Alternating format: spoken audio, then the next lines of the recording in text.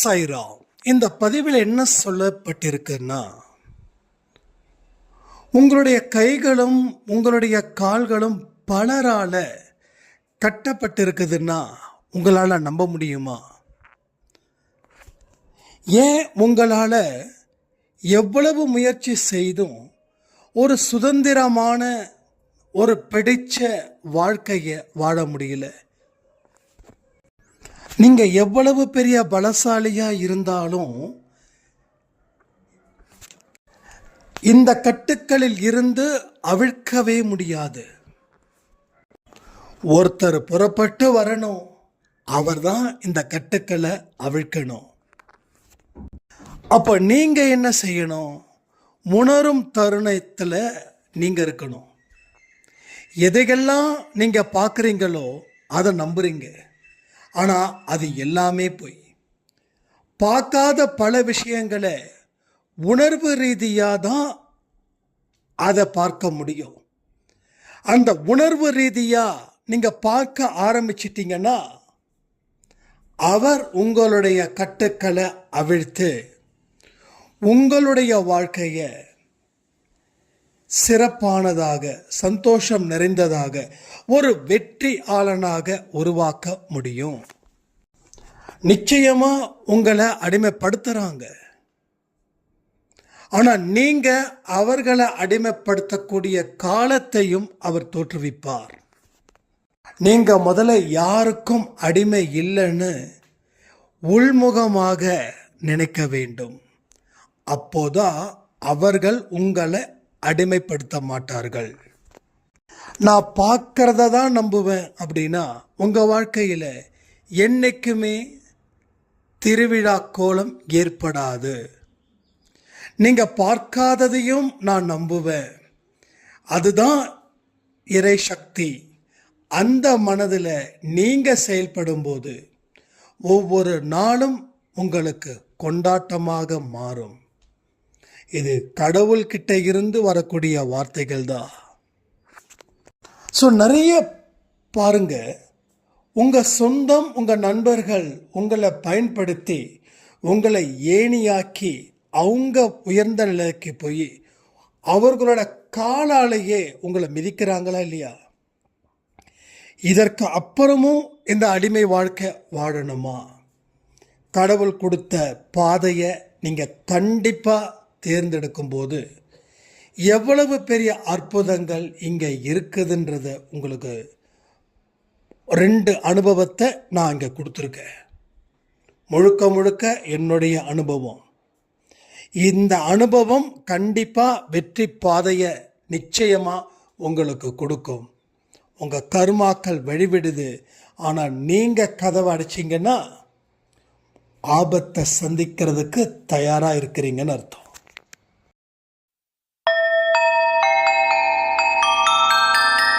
ஓம் சாயிரா சாயிரா, ஓம் சாயிரா சாயிரா, ஓம் சாயிரா சாயிரா, அன்பே சாயிரா, பேரன்பே சாயிரா, அகிலம் தளிக்க ஆத்மா விழிக்க அனுதினம் சாயிரா, எங்கள் அன்பே சாயிரா.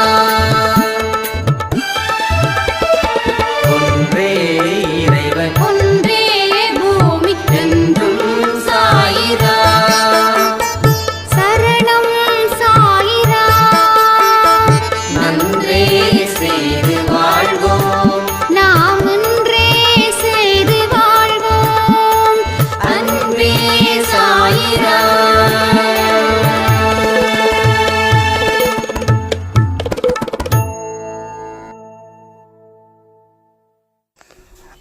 சாய்ரா, என் உயிரின் உயிரானவர்களே,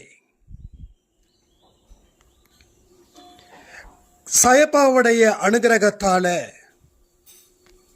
என்னுடைய வாழ்க்கையில் மாற்றத்தை ஏற்படுத்தியிருக்காரு.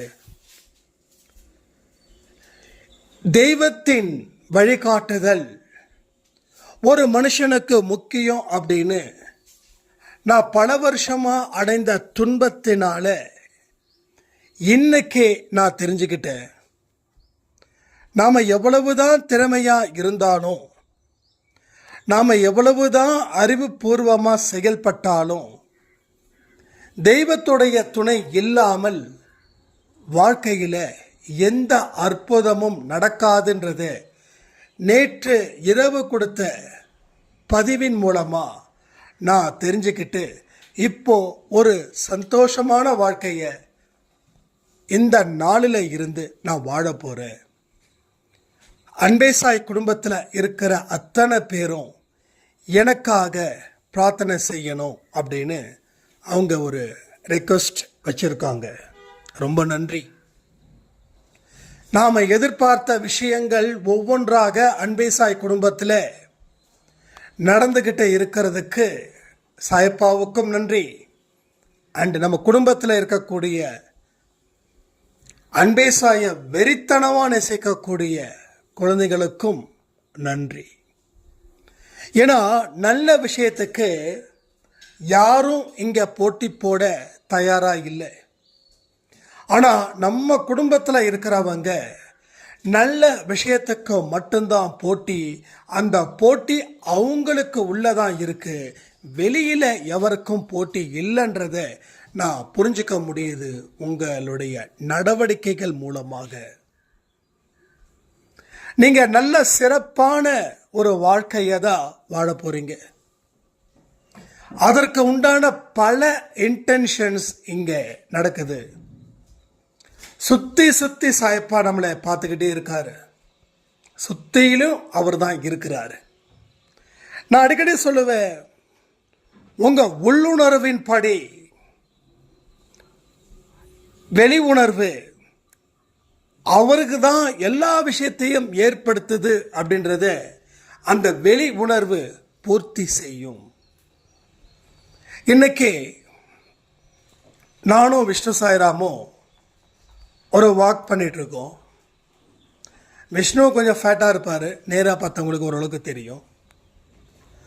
அப்போ நான் அவர்கிட்ட அடிக்கடி சொல்லுவேன், என்னுடைய வெயிட்டு கூட சும்மா 4 கிலோ 5 கிலோ குறைச்சா போதும், ஆனால் நீயும் கிட்டத்தட்ட பல கிலோ குறைக்கணும். குறைச்சாதான் உன்னால் சிறப்பாக எதிர்காலத்தில் இயங்க முடியும். இதை மனசில் வச்சு வாக்கிங் வா அப்படின்னு. ஆனால் அவர் ஏதோ காரணம் சொல்லுவார், ஒரு 15 மினிட்ஸில் வாக்கிங்கை முடிச்சுப்பார், ஏதோ பெருசாக வாக்கிங் பண்ண மாதிரி. நம்மளும் எதுவும் ப்ரெஷர் கொடுக்கறது இல்லை. இன்றைக்கும் அதே மாதிரி தான் நடந்தது. ஒரு 6-7 வருஷத்துக்கு முன்னாடி அவரை போல ஒருவர் இருந்தார். அவரை இவர் பார்க்குறாரு. பார்த்த உடனே இவருக்கு வயிற்றெல்லாம் கலக்கிடுச்சு. அவர் கிட்டத்தட்ட இவரை விட 2 மடங்கு, இவருடைய வயசு இவரோட 2 மடங்கு குண்டு. 2வது தலை ஃபுல்லாக முடி போயிடுச்சு. அப்போது இவர் நடக்க அவர் வர என்ன நடக்குது, இங்கே என்ன நடக்குது புரிஞ்சுக்க முடியுதா? நாம் சில விஷயத்தை உன்னிப்பாக கவனிக்கும் போது தான் இது கடவுளால் ஏற்படுத்தப்பட்ட ஒரு நிகழ்வு அப்படின்னு புரியும். கடவுளால் ஏற்படுத்தப்பட்டதால தான் அவர் இவர் வாக்கிங் போகிற வழியில் வந்தார். வந்து இவருக்கு அவரை பார்த்து தலை சுத்தல் வந்துடுச்சு. நான் 40 நிமிஷம் 5000 ஸ்டெப்ஸு, இது என்னுடைய கவுண்ட்டு. அந்த கவுண்ட்டில் கிட்டத்தட்ட 80% அவர் நடந்தார். அதுக்கு காரணம் அவரை இவர் பார்த்ததால. அப்போது நம்மளை சுற்றி சுற்றி சுற்றி சுற்றி நம்ம சாயப்பா நம்ம ஜெயிக்கணும் அப்படின்னு சொல்லி ஒரு உணர்வை ஏற்படுத்துகிறாரு. ஒரு மாற்றத்தை ஏற்படுத்துகிறாரு. மாய வலையில இருந்து விலகி வந்து நில்லு. சோம்பேறித்தனத்தால் உன்னால் எதையுமே சாதிக்க முடியாது. நீ சுறுசுறுப்பானவன், நீ வேகமானவன், நீ விவேகமானவன், நீ திறமைசாலி. உன்னால் 100 பேரை இல்லை 1000 பேர் வந்தாலும் உன்னால் எதிர்த்து நிற்க முடியும். உனக்கு எந்த சேதமும் இல்லை, உனக்கு எந்த சேதாரமும் இல்லை. அப்படின்ற ஒரு உணர்வு மொழியை நம்ம உள்ளுக்குள்ள நுழைக்கிறாரு. எப்போ தெரியுமா? எல்லாருக்கும் இது வந்துடாது. எல்லாருக்கும் வந்துட்டா என்ன ஆகும்? அப்படி கிடையாது. போன ஜென்மத்தில் முந்தின ஜென்மத்தில் கொஞ்சமாவது நன்மைகள் எவன் ஒருவன் செய்திருக்கிறானோ அவனுக்கே அந்த உள்ளுணர்வு மூலமாக பல விஷயங்கள் நடக்கும். இப்போ விஷ்ணு சாய் அதன் மூலமாக பாடத்தை படித்தார். ஏன்னா கடவுளுடைய உள்ளுணர்வு அவர்கிட்ட இருக்குது. அவரும் அன்பே சாய் குடும்பத்தில் இருக்கிறவர், நானும் அன்பே சாய் குடும்பத்தில் இருக்கிறவன், நீங்களும் அன்பே சாய் குடும்பத்தில் இருக்கிறவங்க, நம்ம காயத்ரி சாய்ராமும் அன்பே சாய் குடும்பத்தில் இருக்கிறவங்க. ஸோ எல்லாருமே அன்பே சாய் குடும்பத்தில் இருக்கிறவங்களுக்குத்தான் அந்த உள்ளுணர்வு பாசிட்டிவாக மாறுது. ஒரு நெகட்டிவிட்டி டு பாசிட்டிவிட்டிக்கு மாறுது. பட் இன்னொரு சில மக்கள் இருக்காங்க, அவங்க தான் பரவி இருக்காங்க. அவங்களுக்கு என்ன தெரியுமா தோணும்? பாத்தியா, என்னை விட ஒரு டபுள் மடங்காக இருக்காரு, நான் பரவாயில்ல அப்படின்னு சொல்லி ஒரு ஒர்ஸ்டில் இருந்து ஒரு பெஸ்ட்டுக்கு அவங்க தயார் பண்ணுவாங்க. ஆனால் நாம் என்ன பண்ணுறோம்? ஒரு பாடத்தை படிக்கிறோம், இப்படி இருந்தால் நாமளும் இப்படி ஆயிடுவோமோ, அப்படி ஆகக்கூடாதுன்னு சொல்லி நாம் முயற்சிகள் பண்ணுறோம். ஆனால் எல்லாரும் அப்படி பண்ணுறாங்களா?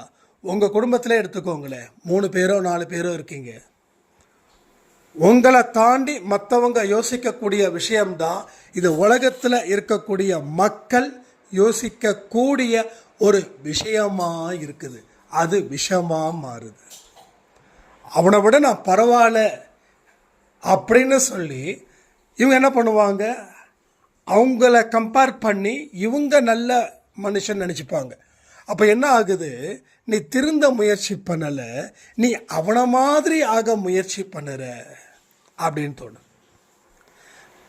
ஸோ உள்ளுணர்வு, நான் இப்பயே நான் சொல்கிறேனே, இங்கே அன்பே சாய் குடும்பத்தில் யார் ரொம்ப தெளிவாக இருக்கிறாங்களோ அத்தனை பேருக்கும் கடவுள் தான் நம்மளை வழி நடத்துகிறாரு. கடவுள் தான் நமக்கு எல்லா விதமான துன்பத்தையும் கொடுக்குறாரு, அதற்கு உண்டான வழியையும் கொடுக்குறாரு, வெற்றியையும் தேடி தருகிறார் அப்படின்ற ஒரு மனநிலை உங்களுக்குள்ளே வரும். அது நிச்சயமாக இருக்கும். அந்த மனநிலை எத்தனை பேருக்கு வந்திருக்குதுன்றதை கமெண்ட்டில் கமெண்ட் பண்ணுங்கள். ஸோ எல்லா விஷயமும் இப்படி தான். ஒன்றும் இல்லை, நேற்று கூட ஒரு பெரிய மிராக்கள் என்ன தெரியுமா? நம்ம தெருவில் அவ்வளோ சீக்கிரம் அந்த மாடுங்களே பார்க்க முடியாது.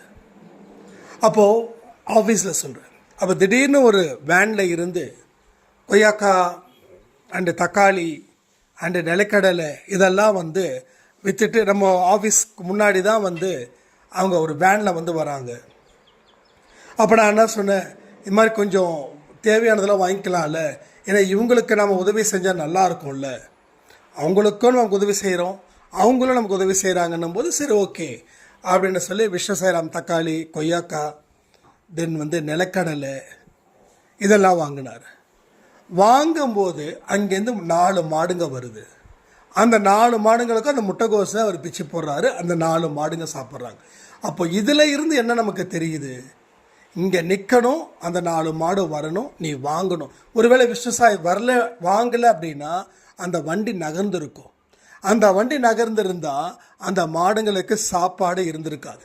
ஸோ நாம் செய்யக்கூடிய ஒரு விஷயத்தில் 5 அறிவு கொண்ட உயிரினத்துக்கு கூட ஒரு சாப்பாடு அங்கே கிடைக்குது. நல்லா புரிஞ்சுக்கோங்க. அந்த முட்டைக்கோஸை நாம் போட்டது போல தான் கிட்டத்தட்ட. அதுக்காக நம்ம கிரெடிட்டை எடுத்துக்கலை. ஒரு உதாரணத்துக்கு சொல்கிறேன், நம்ம மூலமாக எத்தனை நல்ல விஷயங்களை சாயப்பா ஏற்படுத்துகிறாருன்றதை நம்ம தெரிஞ்சுக்கணும். நாம் மேலோட்டமாக போயிட்டே இருக்கிறதால தான் உள்ளே என்ன நடக்குதுன்னு நமக்கு புரியலை. உள்ளே நடக்கக்கூடிய விஷயங்கள் எவ்வளவு பிரம்மாண்டத்துக்கு உண்டான ஒரு வழி அப்படின்னு இங்கே யாருக்கும் புரியலை, தெரிஞ்சுக்க முயற்சியும் பண்ணலை. ஏன்னா இந்த பிஸி வேர்ல்டில் நாம் எல்லாத்தையும் தவற விட்டுக்கிட்டே இருக்கோம். நாம் தவற விட்டது எல்லாமே வைரமும் வைடூரியமுன்றதை புரிஞ்சுக்கோங்களேன்.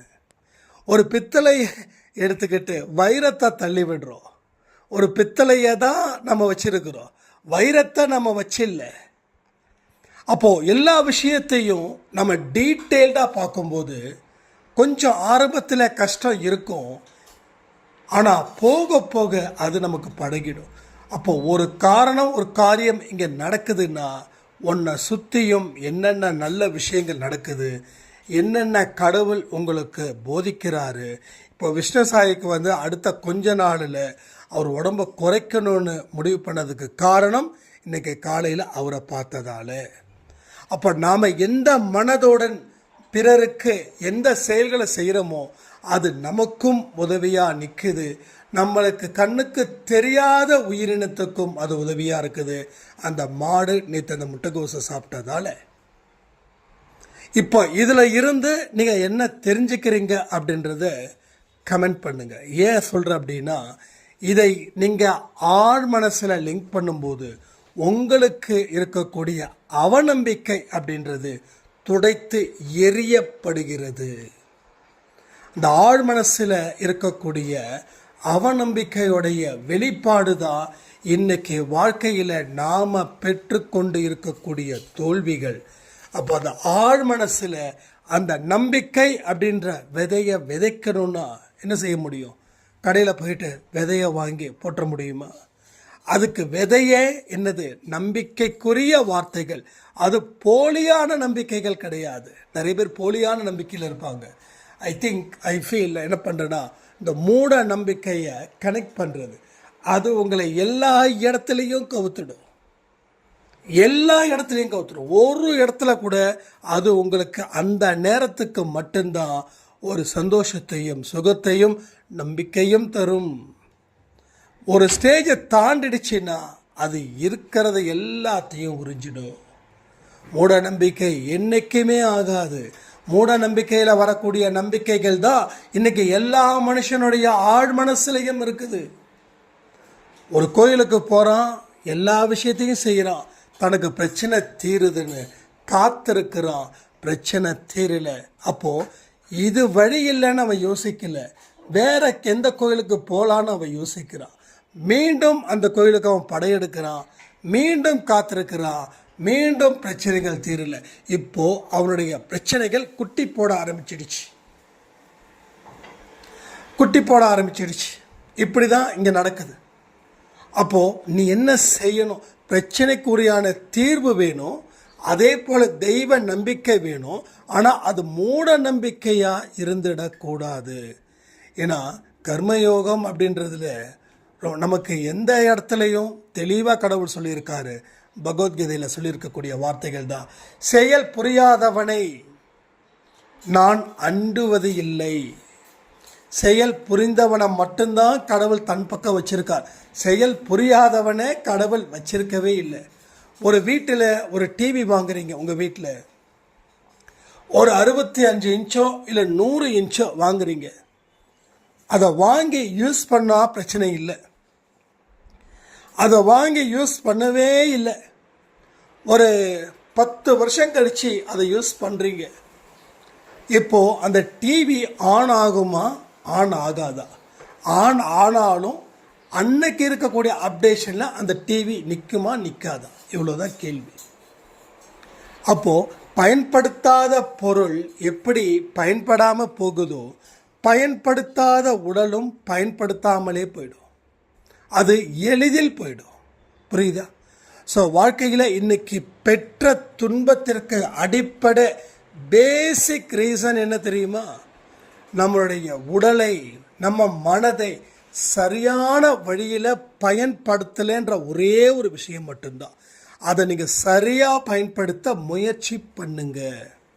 நான் நாளைக்கே நீங்கள் போராடுங்கன்னு சொல்லலை, சத்தியமாக நான் சொல்ல மாட்டேன். ஏன்னா அது சொல்கிறதால எந்த இடத்துலையும் எந்த பலனையும் கொடுக்காது. நாம் எடுக்கிற ஒரு விஷயமும் இப்போது ஆம வேகத்தில் தான் போகணும். அதுக்கு அப்புறமா தான் முயல் வேகத்துக்கு ஈக்குவல் பண்ணணும். ஒரு ஃப்ளைட்டோ, ஒரு ட்ரெயினோ, ஒரு பஸ்ஸோ, ஒரு காரோ, ஒரு பைக்கோ எடுத்த உடனே 100 தொடாது. ஆரம்பத்தில் இருந்து படிப்படியாக தான் அந்த 100 தொடும். அப்போது அந்த அவசரம் இதில் காட்டக்கூடாது. அவசரம் காட்டினா ஆபத்தில் போய் முடியும். நம்ம எல்லாருடைய வாழ்க்கையிலையும் ஆபத்தில் போனதுக்கு ரீசன் நீங்கள் சொன்னது போல் நான் நிறைய முயற்சிகள் செய்தேன், ஆனால் ரிசல்ட் கிடைக்கல, இன்றைக்கி நான் ஆபத்தான சூழ்நிலையில் தள்ளப்பட்டு இருக்கிறேன்னு யாராவது சொன்னீங்கன்னா, ஒரே விஷயம், பொறுமையோட நம்பிக்கையோட கொஞ்சம் கொஞ்சமாக ஸ்லோ அண்ட் ஸ்டடியில் தான் நம்ம போக சொல்லியிருக்கோம். நீங்கள் என்ன செய்கிறீங்கன்றது உங்கள் குடும்பத்தில் இருக்கக்கூடிய ஒருத்தருக்கும் தெரியக்கூடாதுன்னு சொல்லியிருக்கோம். எல்லாமே உள்முகமாக இருந்து செய்யணும்னு சொல்லியிருக்கோம். வெளிப்படுத்தக்கூடிய எந்த ஒரு விஷயத்தையும் நாம் செய்யக்கூடாதுன்னு சொல்லியிருக்கோம்.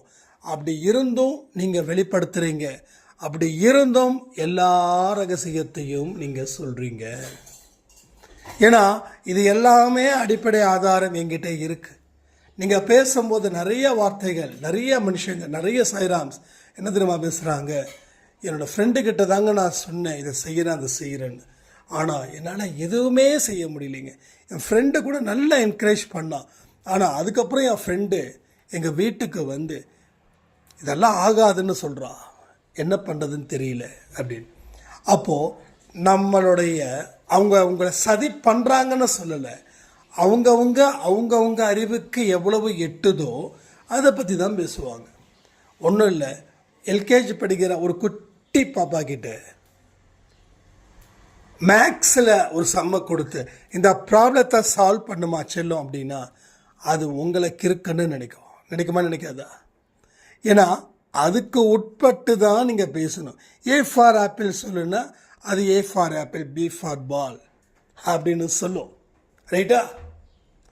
அப்போது அவங்கவுங்க அறிவுக்கு உட்பட்டு தான் அவங்க சிந்திப்பாங்க, செயல்படுவாங்க, அவங்க பிறருக்கும் அறிவுரை கூறுவார்கள். உங்கள் அறிவுக்கு உட்பட்டது போல் நீங்கள் டிஸ்கஷன் செஞ்சீங்கன்னா அங்கே கரெக்டான ஒரு கைட் கிடைக்கும். புரியுதா?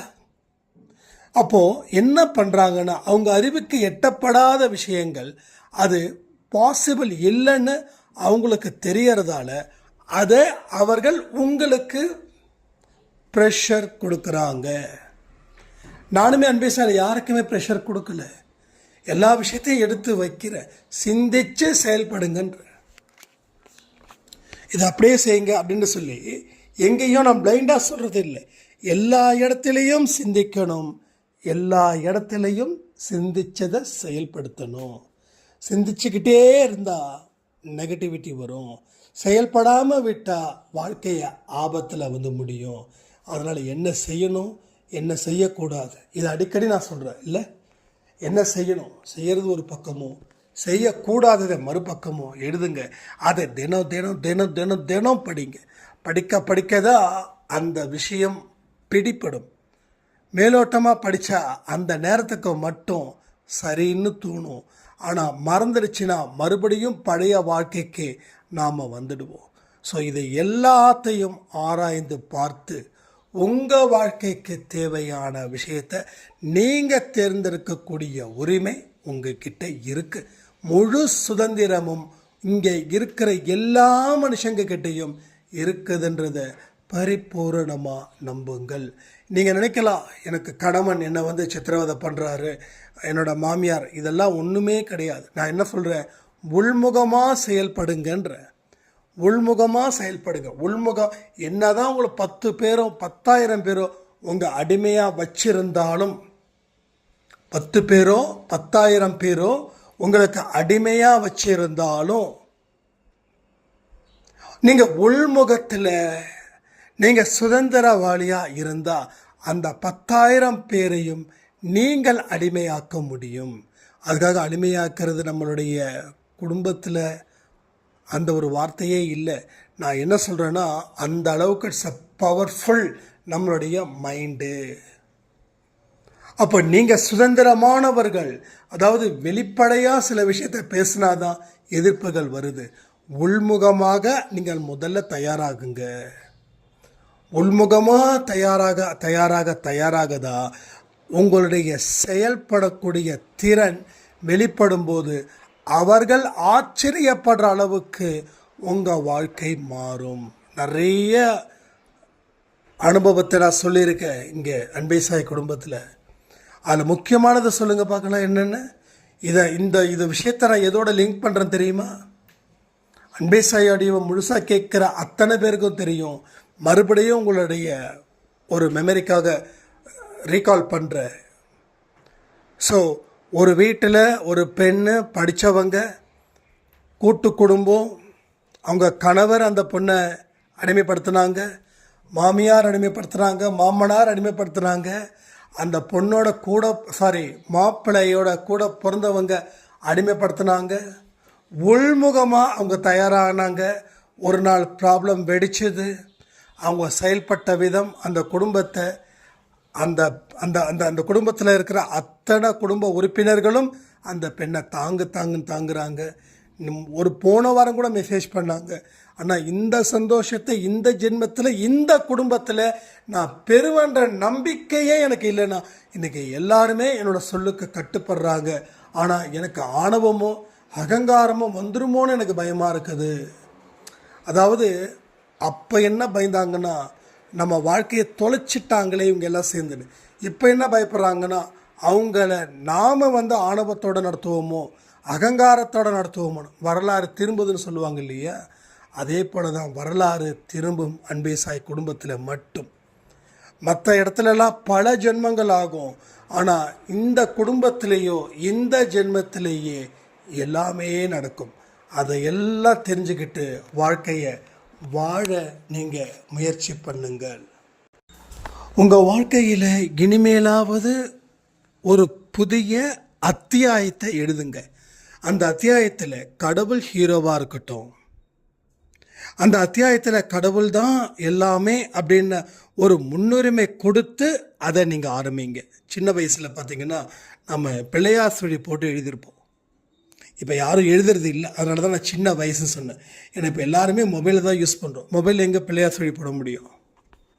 இப்போ பிள்ளையார் சுழி எப்படி போட்டோமோ அதே போல் உங்கள் மனசில் பிள்ளையார் சுழியை சாய்பா சுழியாக மாற்றி அவர் தான் ஹீரோ, நாங்கள் எல்லாமே அவருடைய வருகைக்காக காத்துக்கிட்டு இருக்கிறோம், அவர் வந்தால் தான் எங்கள் வாழ்க்கையில் நல்ல விஷயங்கள் நடக்கும், அந்த மாதிரியான மனநிலையை நீங்கள் உருவாக்கி அதில் வாழுங்க.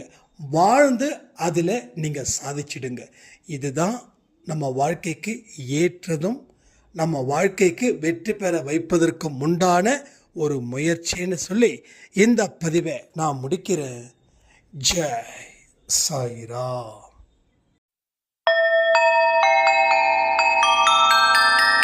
ஓம் சாயிராம்.